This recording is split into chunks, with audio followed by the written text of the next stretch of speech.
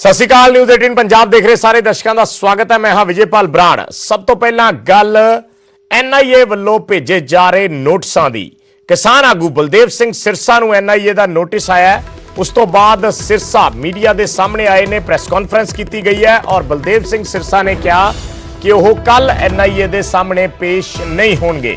निजी कारणों का हवाला दिता। उन्होंने कहा कि उन्होंने दोती का विआह है जिस करके वो इत्थे आए ने, इस करके वो पेश नहीं हो सकते। पर 7 फरवरी तो बाद वो किसी वेले भी NIA अगे पेश हो जाएंगे। 7 फरवरी तो पहला पेश नहीं हो सकते। बलदेव सिरसा ने NIA के नोटिस से सवाल भी चक्के ने। उन्होंने कहा है कि सरकार साडे ते दबाव पाना चाहती है। असी खेती कानूनों के खिलाफ आवाज बुलंद कर रहे हैं और इस करके सरकार साडे ते दबाव पैना चाहती है। यह बयान बलदेव सिंह सिरसा वालों दिता गया है। NIA ने सिरसा नूं कल पेश होने दे हुक्म दिते सी।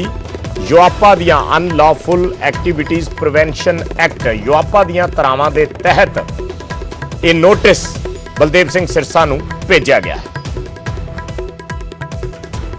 कि हुण NIA जिहड़ी एजेंसी आ उहदे राहीं सानूं नोटिस आए ने और नोटिस भी इन्ने शॉर्ट टाइम ते कल नोटिस कर रहे ने और सानूं WhatsApp ते नोटिस आ रहा। हुण ये भी नहीं पता भी ये जिहड़ा नोटिस आ इस इन्हां वालों वाकई एजेंसी वालों आया कि कई बार होर भी किसी ने करते, क्योंकि फोनां ते बहुत कुछ हो रहा।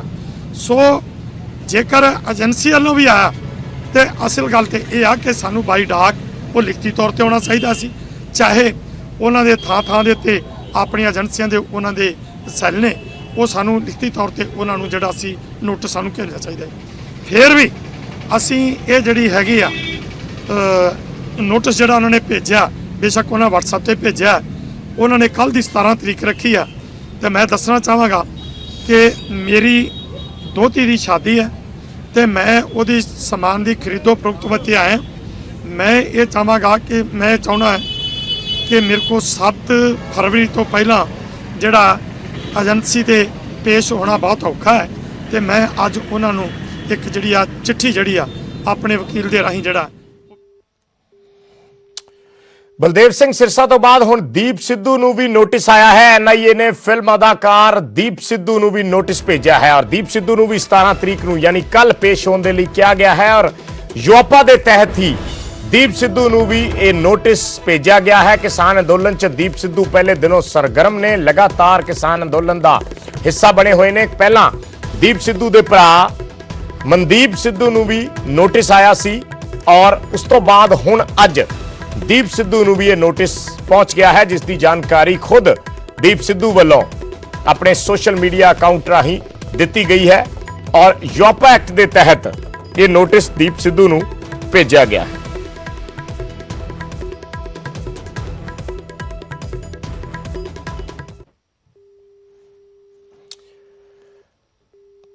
और दीप सिद्धू और बाकियां नूं नोटिस भेजण ते वख-वख प्रतिक्रम भी आ रहे ने। कांग्रेस सने अकाली दल ते आप ने NIA की कार्रवाई ते सवाल चुके ने अते क्या है कि किसानां नूं डराउण धमकाउण दी कोशिश की जा रही है। चाहे CBI होवे, चाहे ED होवे, चाहे NIA होवे, ये सारियां संविधानिक एजेंसियां नूं अपनी कठपुतली बनाना चाहती है। इन्हां दे कोलों गलत काम कराना चाहते हैं और ये किसानों को डराया जा रहा है, धमकाया जा रहा है, उन्होंने खालिस्तानी कहा जा रहा है, उन्होंने नक्सलवादी कहा जा रहा है, उन्होंने आतंकवादी कहा जा रहा है। तो ये BJP की सरकार कहती है कि किसानों कोलों देश नूं खतरा है, किसान देश नूं खतरे च पा रहे हैं। भाई किसानों कोलों देश नूं खतरा नहीं, BJP की सरकार कोलों देश नूं खतरा है।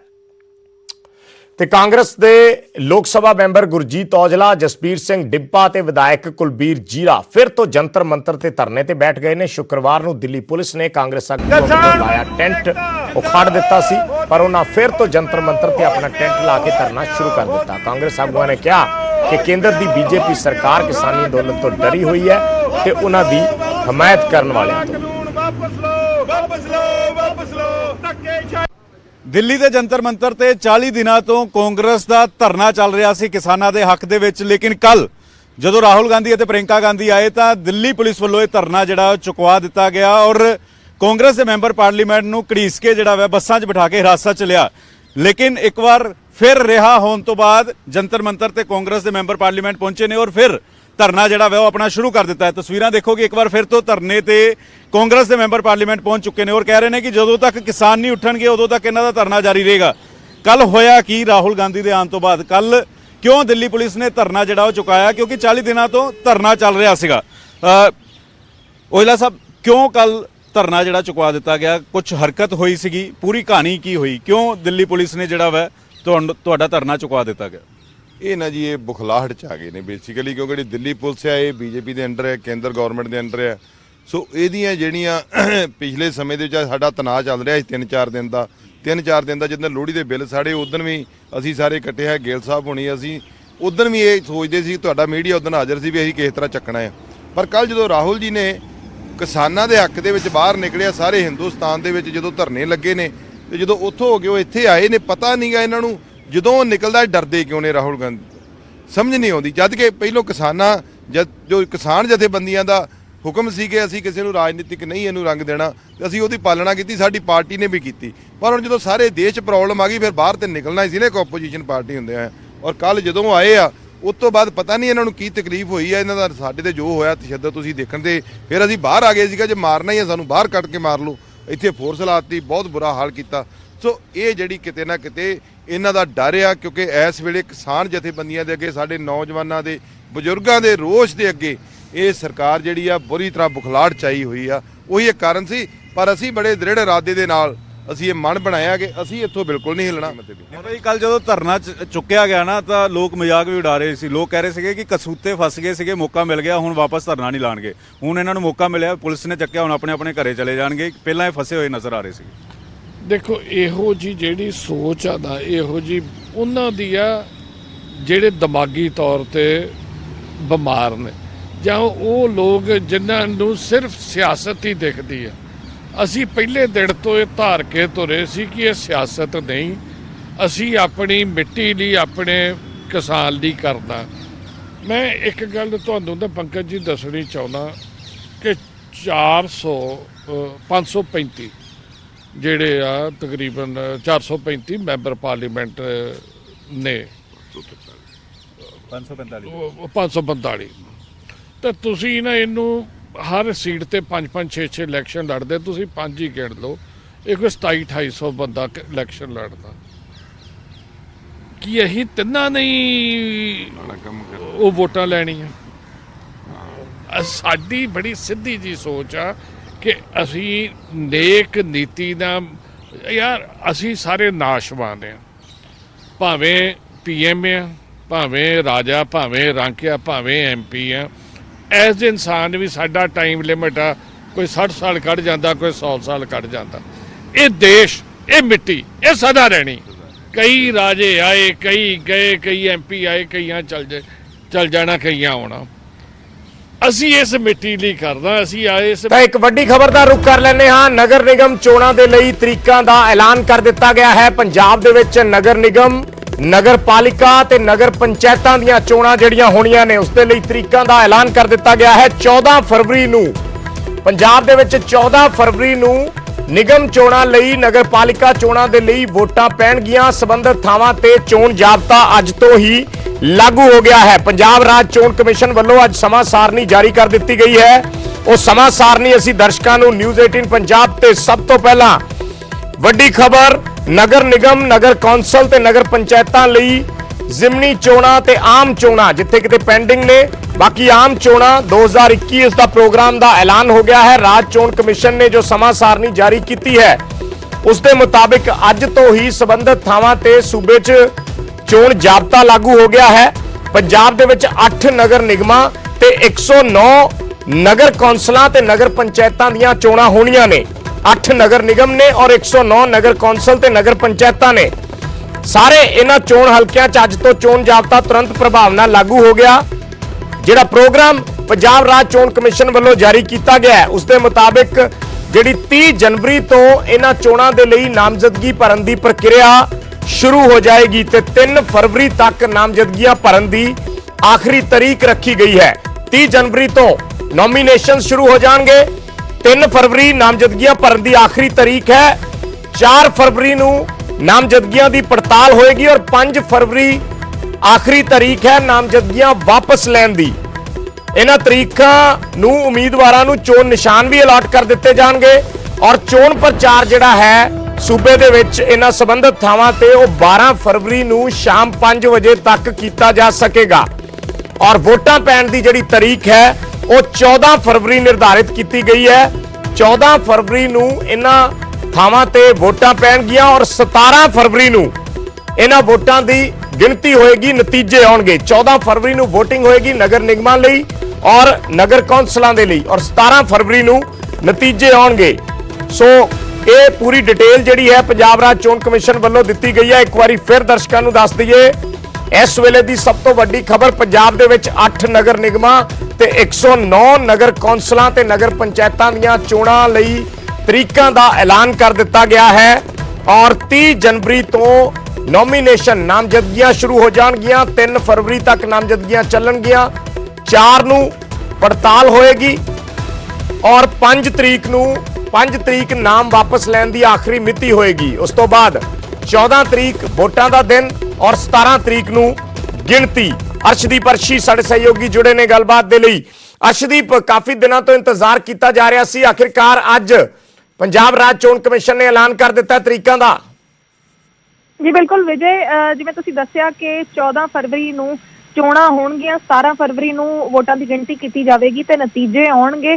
ਤੇ ਇਸ ਵਾਰ ਜਿਹੜੀਆਂ ਚੋਣਾਂ ਨੇ ਉਹ ਕੋਵਿਡ ਗਾਈਡਲਾਈਨਸ ਦੇ ਤਹਿਤ ਕਰਾਈਆਂ ਜਾਣਗੀਆਂ ਤੇ ਅੱਜ ਜਿਵੇਂ ਹੀ ਐਲਾਨ ਹੋਇਆ ਤਾਂ ਨਾਲ ਹੀ ਤੁਰੰਤ ਜਿਹੜਾ ਚੋਣ ਜ਼ਾਬਤਾ ਹੈ ਉਹ ਲਾਗੂ ਹੋ ਚੁੱਕਿਆ ਤੇ ਚੋਣ ਪ੍ਰਕਿਰਿਆ ਮੁਕੰਮਲ ਹੋਣ ਤੱਕ ਜ਼ਾਬਤਾ ਲਾਗੂ ਰਹੇਗਾ। ਇਹ ਵੀ ਜਾਣਕਾਰੀ ਦਿੱਤੀ ਗਈ ਹੈ ਚੋਣ ਕਮਿਸ਼ਨ ਦੇ ਵੱਲੋਂ ਕਿ ਜਿਹੜਾ ਨਗਰ ਨਿਗਮ ਫਗਵਾੜਾ ਦੇ ਵਿੱਚ ਵੋਟਰ ਸੂਚੀਆਂ 'ਚ ਕਮੀਆਂ ਸਾਹਮਣੇ ਆਈਆਂ ਨੇ, ਜਿਸ ਕਾਰਨ ਜਿਹੜੀਆਂ ਵੋਟਰ ਸੂਚੀਆਂ ਨੇ ਉਹ ਦੁਬਾਰਾ ਤਿਆਰ ਕੀਤੀਆਂ ਜਾਣਗੀਆਂ ਤੇ ਉਸ ਤੋਂ ਬਾਅਦ ਉੱਥੇ ਫਗਵਾੜਾ ਦੇ ਵਿੱਚ ਉਸ ਤੋਂ ਬਾਅਦ ਚੋਣਾਂ ਕਰਵਾਈਆਂ ਜਾਣਗੀਆਂ।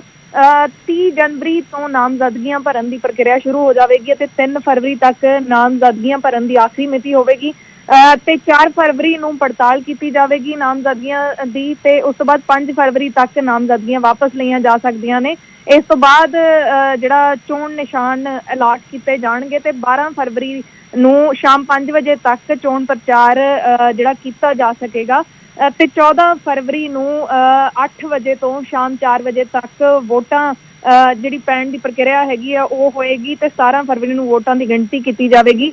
ਸਾਰੀ ਜਿਹੜੀ ਜਾਣਕਾਰੀ ਹੈਗੀ ਆ ਉਹ ਵੀ ਸ਼ੇਅਰ ਕੀਤੀ ਗਈ ਹੈ ਕਿ 8 ਨਗਰ ਨਿਗਮਾਂ ਲਈ 400 ਤੇ 109 ਨਗਰ ਕੌਂਸਲਾਂ ਨਗਰ ਪੰਚਾਇਤਾਂ ਲਈ 1902 ਮੈਂਬਰ ਚੁਣੇ ਜਾਣਗੇ। ਮਹਿਲਾਵਾਂ ਨੂੰ 50% ਰਾਖਵਾਂਕਰਨ ਵੀ ਦਿੱਤਾ ਗਿਆ ਤੇ ਜਿਹੜਾ ਇਸ ਵਾਰ ਕੋਵਿਡ ਗਾਈਡਲਾਈਨਸ ਦੇ ਤਹਿਤ ਜਿਹੜੀਆਂ ਵੀ ਗਾਈਡਲਾਈਨਸ ਹੋਣਗੀਆਂ ਉਹਨਾਂ ਨੂੰ ਮੱਦੇਨਜ਼ਰ ਰੱਖਦੇ ਹੋਏ ਉਸ ਤਰੀਕੇ ਦੇ ਨਾਲ ਹੀ ਚੋਣਾਂ ਕਰਾਈਆਂ ਜਾਣਗੀਆਂ। 39,15,280 ਰਜਿਸਟਰਡ ਵੋਟਰ ਨੇ, ਜਿਸ ਦੇ ਲਈ ਸਾਰੀਆਂ ਜਿਹੜੀਆਂ ਗਾਈਡਲਾਈਨਾਂ ਨੇ ਉਹਨਾਂ ਦਾ ਧਿਆਨ ਰੱਖਿਆ ਜਾਵੇਗਾ ਤੇ ਕਾਫੀ ਸਮੇਂ ਤੋਂ ਜਿਹੜਾ ਇੰਤਜ਼ਾਰ ਹੋ ਰਿਹਾ ਸੀ ਕਿ ਡੇਟਸ ਕਦੋਂ ਅਨਾਉਂਸ ਹੋਣਗੀਆਂ ਤਾਂ ਹੁਣ ਜਿਹੜੀ ਡੇਟ ਹੈਗੀ ਉਹ ਅਨਾਉਂਸ ਹੋ ਚੁੱਕੀ ਹੈ। 14 ਫਰਵਰੀ ਨੂੰ ਇਲੈਕਸ਼ਨ ਹੋਏਗੀ ਤੇ 17 ਫਰਵਰੀ ਨੂੰ ਜਿਹੜੇ ਨਤੀਜੇ ਨੇ ਉਹ ਸਾਹਮਣੇ ਆ ਜਾਣਗੇ। ਜੀ ਵਿਜੇ, ਧੰਨਵਾਦ ਅਰਸ਼ੀ ਇਸ ਪੂਰੀ ਜਾਣਕਾਰੀ ਦੇ ਲਈ। ਤਾਂ ਇਸ ਵੇਲੇ ਦੀ ਸਭ ਤੋਂ ਵੱਡੀ ਖਬਰ, ਤਾਜ਼ਾ ਅਪਡੇਟ ਕਿ ਨਗਰ ਨਿਗਮ ਤੇ ਨਗਰ ਕੌਂਸਲ ਚੋਣਾਂ ਦੇ ਲਈ ਤਰੀਕਾਂ ਦਾ ਐਲਾਨ ਹੋ ਗਿਆ। 14 ਫਰਵਰੀ ਨੂੰ ਵੋਟਾਂ ਪੈਣਗੀਆਂ ਤੇ 17 ਫਰਵਰੀ ਨੂੰ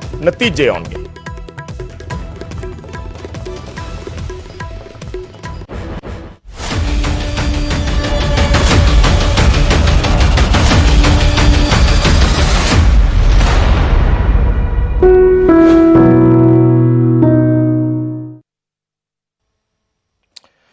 ਤੇ ਕਰੋਨਾ ਖਿਲਾਫ ਵੈਕਸੀਨ ਨੂੰ ਲੈ ਕੇ ਦੇਸ਼ ਦੀ ਉਡੀਕ ਖਤਮ ਹੋ ਗਈ ਹੈ। ਅੱਜ ਤੋਂ ਦੁਨੀਆ ਦੀ ਸਭ ਤੋਂ ਵੱਡੀ ਟੀਕਾਕਰਨ ਮੁਹਿੰਮ ਦਾ ਆਗਾਜ਼ ਹੋ ਚੁੱਕਿਆ ਹੈ। ਪ੍ਰਧਾਨ ਮੰਤਰੀ ਮੋਦੀ ਨੇ ਅੱਜ ਵੀਡੀਓ ਕਾਨਫਰੰਸਿੰਗ ਜ਼ਰੀਏ ਇਸ ਦਾ ਆਰੰਭ ਕੀਤਾ। ਵੱਖ-ਵੱਖ ਤਸਵੀਰਾਂ ਤੁਸੀਂ ਆਪਣੀ ਟੀਵੀ ਸਕਰੀਨ ਤੇ ਦੇਖ ਸਕਦੇ ਹੋ। ਵੈਕਸੀਨੇਸ਼ਨ ਦਾ ਆਗਾਜ਼ ਕਰਦਿਆਂ ਆਪਣੇ ਭਾਸ਼ਣ ਦੌਰਾਨ ਪ੍ਰਧਾਨ ਮੰਤਰੀ ਨੇ ਕਿਹਾ ਕਿ ਅੱਜ ਦੇ ਦਿਨ ਦੀ ਬੜੀ ਬੇਸਬਰੀ ਨਾਲ ਉਡੀਕ ਸੀ। ਇਹ ਭਾਰਤ ਦੇ ਵਿਗਿਆਨੀਆਂ ਦੀ ਸਭ ਤੋਂ ਵੱਡੀ ਜਿੱਤ ਹੈ।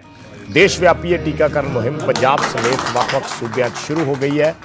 ਮੋਹਾਲੀ 'ਚ ਪੰਜਾਬ ਦੇ ਮੁੱਖ ਮੰਤਰੀ ਕੈਪਟਨ ਅਮਰਿੰਦਰ ਸਿੰਘ ਵੱਲੋਂ ਇਸ ਦਾ ਆਗਾਜ਼ ਕੀਤਾ ਗਿਆ। ਇਸ ਦੌਰਾਨ ਕੈਪਟਨ ਨੇ ਅਪੀਲ ਕੀਤੀ ਕਿ ਵੈਕਸੀਨ ਸੰਬੰਧੀ ਅਫਵਾਹਾਂ ਤੋਂ ਲੋਕ ਦੂਰ ਰਹਿਣ। ਨਾਲ ਹੀ ਕੈਪਟਨ ਨੇ ਦਾਅਵਾ ਕੀਤਾ ਕਿ ਜੇਕਰ ਪ੍ਰਧਾਨ ਮੰਤਰੀ ਚਾਹੁਣ ਤਾਂ ਕਰੋਨਾ ਵੈਕਸੀਨ ਦਾ ਟੀਕਾ ਮੈਂ ਸਭ ਤੋਂ ਪਹਿਲਾਂ ਲਗਵਾਉਣ ਦੇ ਲਈ ਤਿਆਰ ਹਾਂ। ਹਰਿਆਣਾ ਤੇ ਹਿਮਾਚਲ 'ਚ ਵੀ ਵੈਕਸੀਨੇਸ਼ਨ ਦਾ ਆਗਾਜ਼ ਹੋ ਗਿਆ। ਸਭ ਤੋਂ ਪਹਿਲਾਂ ਸਿਹਤ ਮੁਲਾਜ਼ਮਾਂ ਨੂੰ ਇਹ ਟੀਕਾ ਲਗਾਇਆ ਜਾ ਰਿਹਾ। ਵੱਖ-ਵੱਖ ਤਸਵੀਰਾਂ ਅਸੀਂ पंजाब हरियाणा हिमाचल तो तुहानूं दिखा रहे हाँ। चंडीगढ़ की तस्वीर है, लुधियाना की तस्वीर है, जलंधर की है, करनाल, गुरुग्राम, शिमला, सारे थावां ते जिहड़े सेहत कर्मचारी ने सब तो पहला उन्हां नूं कोरोना वैक्सीन दित्ती जा रही है।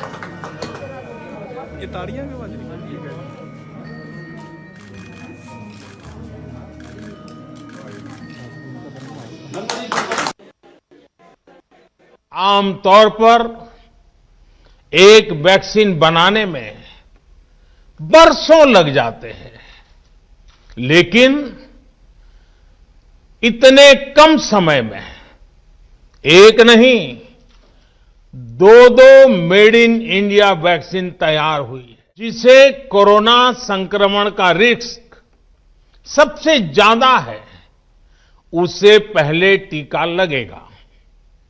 जो हमारे डॉक्टर्स हैं, नर्सेस हैं, अस्पताल में सफाई कर्मी हैं, मेडिकल पैरामेडिकल स्टाफ हैं, वो कोरोना की वैक्सीन के सबसे पहले हकदार है। बीमारी में पूरा परिवार बीमार व्यक्ति की देखभाल के लिए जुट जाता है, लेकिन इस बीमारी ने तो बीमार को ही अकेला कर दिया।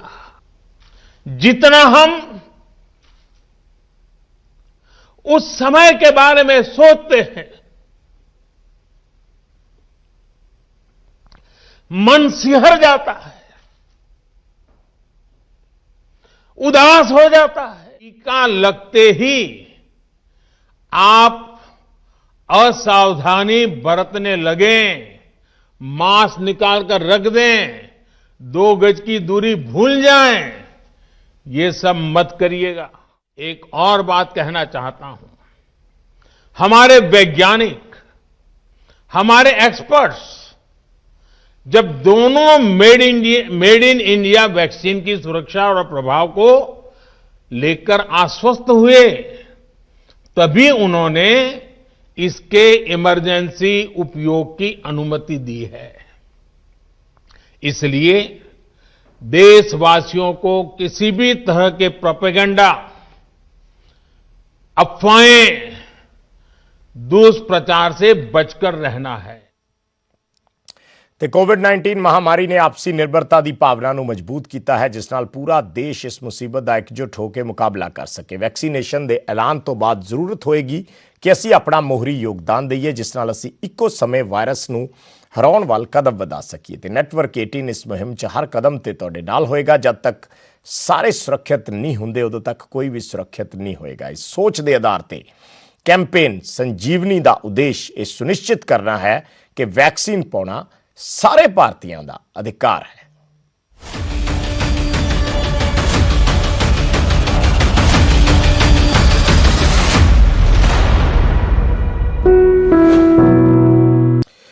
ਪ੍ਰਧਾਨ ਮੰਤਰੀ ਮੋਦੀ ਦੀ ਆਤਮ ਨਿਰਭਰਤਾ ਦੀ ਅਪੀਲ ਅਜਿਹੇ ਸਮੇਂ ਤੇ ਆਈ ਹੈ ਜਦੋਂ ਭਾਰਤੀ ਅਰਥ ਵਿਵਸਥਾ ਇੱਕ ਅਹਿਮ ਮੋੜ ਤੇ ਖੜੀ ਹੈ। तमाम ਭਾਰਤੀ ਆਤਮ ਨਿਰਭਰਤਾ ਤੇ ਸਵੈਵਲੰਬਨ ਦੇ ਫਲਸਫੇ ਤੇ ਆਪਣਾ ਜੀਵਨ ਗੁਜ਼ਾਰਦੇ ਨੇ। ਨੈਟਵਰਕ 18 ਦੀ ਪਹਿਲ ਸਵਾਭਿਮਾਨ ਭਾਰਤ देश भर च ऐसी ही कुछ कहानियां लैके आई है कि किस तरह भारती बिना किसी सरकारी मदद के अपनियां समस्यावां नूं सुलझाउण च जुटे ने। ये कहानियां ने नवे प्रयोगां ते उपलब्धियां दियां जो सानू एक राष्ट्र के रूप च परिभाषित कर दियां ने। ये कहानी भी एक स्टार्टअप दी है जिसने भारती चाह के कारोबार विच एक नवी इबारत लिखी है।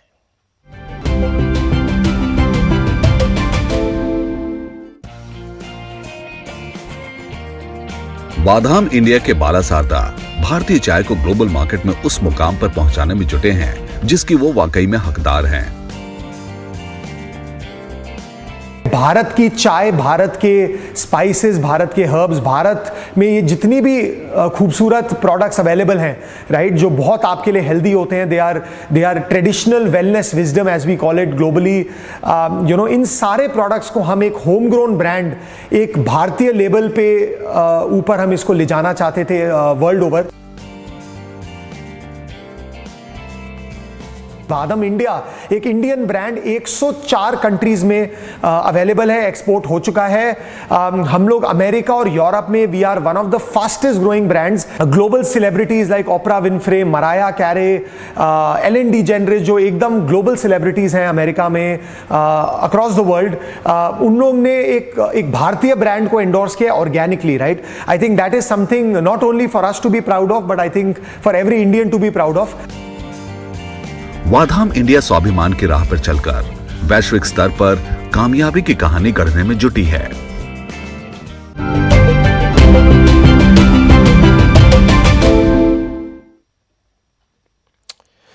ਤੇ ਭਾਰਤ ਦੀਆਂ ਐਸੀਆਂ ਹੀ ਸਫਲਤਾ ਦੀਆਂ ਹੋਰ ਕਹਾਣੀਆਂ ਦੇਖਣ ਦੇ ਲਈ ਜੁੜੇ ਰਹੋ ਨੈਟਵਰਕ 18 ਦੀ ਖਾਸ ਪਹਿਲ ITC ਪ੍ਰੈਜ਼ੈਂਟਸ ਸਵਾਭਿਮਾਨ ਭਾਰਤ ਦੇ ਨਾਲ।